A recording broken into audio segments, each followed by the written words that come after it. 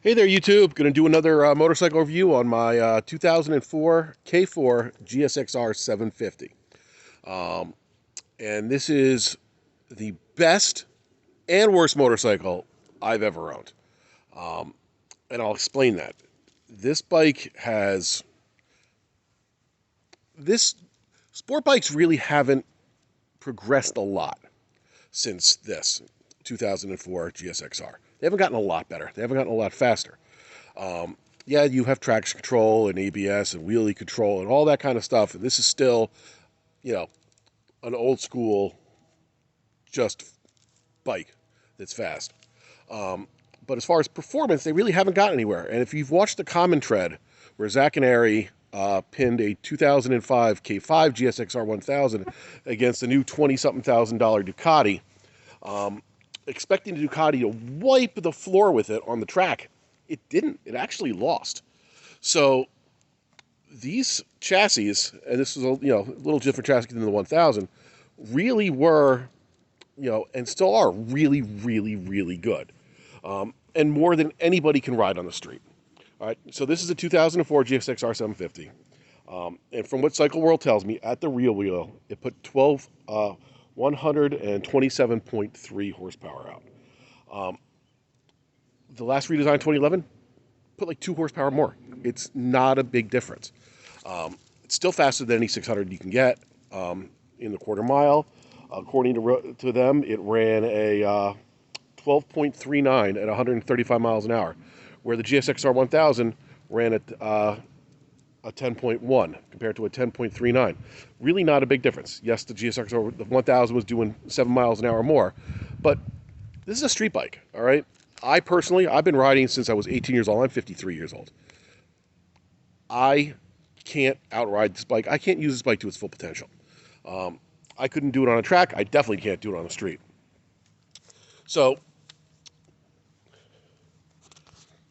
the 750 has a 14,000 RPM red line and fuel injection, no ABS, no traction control. And now, why do I say this is the best and worst bike I've ever owned? First off, it's uncomfortable as balls. Let's just go with that. The triple clamps here are just so low that, when I was younger, I could have ridden longer, but right now, after half an hour, 40 minutes, I am done with this thing. The best bike I've ever owned. This thing is sharp. It's like riding a scalpel. It has all the power you need. It is anything more than this is just silly. All right. It has all the handling I need. It's a fun bike, but it's only a fun bike for me for short periods of time. I have to get off. I am not comfortable enough on it anymore. It's too much weight on my hands and my wrists. After about 45 minutes, it hurts to pull the clutch in. Maybe I'm starting to get arthritis, but I definitely could have ridden this thing longer when I was younger, but not anymore. So this bike is why I think this ruined sport bikes.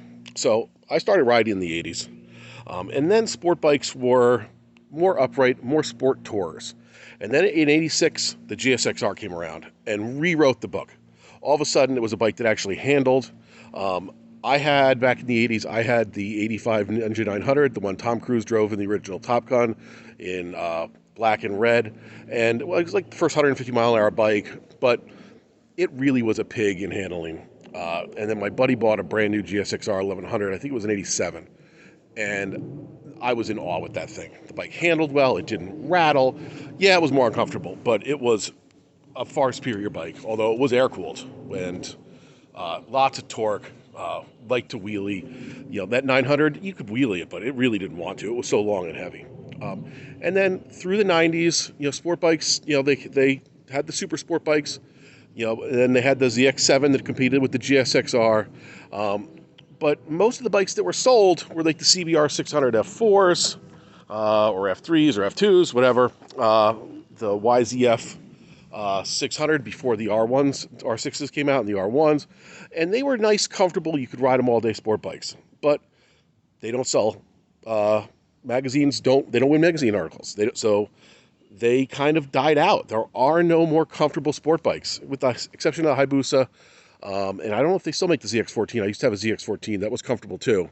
But those are just ludicrous as far as performance goes. So if you really want a sport bike, this is a great sport bike to get, but it's not really comfortable. You don't need anything more performance than this on the street, at least in my opinion. After 30 something years of riding, I can't use all this performance on the street. It's, I'm rarely getting this thing over 10,000 RPM. Uh, it comes on strong. By the end of second gear, this thing is pulling. It feels as fast as my ZX14. I know it's not when I had my ZX14 because it's so much shorter that, you start getting that front wheel up. And once you get that front wheel up, like, you really can't give it any more power. So, you're in second gear, you hit like 9,000 RPM, that front tire comes off, that's it. Like, you can't use all the throttle it has. So, it rides you on the razor's edge. This doesn't have any nannies to keep you from killing yourself. So, this is you and the bike. This is as raw as it gets. Fuel injected, reliable. It's got plenty of punch. You don't have to rev the bejeebers out of it like the older 600s. So do I recommend this bike? For very few people.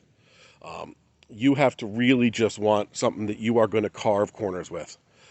Don't plan on commuting on it. It's brutal if you try to commute on it. Yeah, they look great, but in looking great, every single thing you do, you have to add a few minutes. You have to take the fairings off if you want to change the oil. So, with that like extra bit of maintenance of having to take all the fairings off every time you want to change the oil, you got to be a little iffy on used bikes. Like, did someone bother changing the oil on these things? Or did they just run them because they didn't feel like doing the maintenance, because they didn't feel like taking everything apart?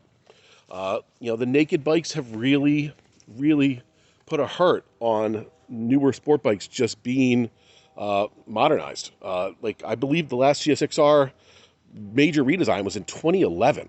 So that's 11 years ago, because they don't sell anymore because, now you can be comfortable and have all the performance you want. You can drive a speed triple.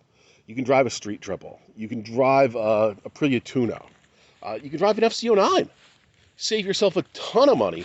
Have just as much fun as this thing in an FCO9. Is it as fast? No, but you know what? It sure does, because it feels like it, because it's so short, light, flickable, and you're up a little higher. It wheelies everywhere you want to go. It's just a fun hooligan bike to go on. You can't hooligan this bike as much as a naked bike, because by the time you get to that like hooligan fun wheelie stuff, you are going insanely ridiculous illegal speeds. So I don't know. I don't need anything more than this bike. I can't imagine anybody does, but man, it sure is pretty. Thanks, YouTube. Bye.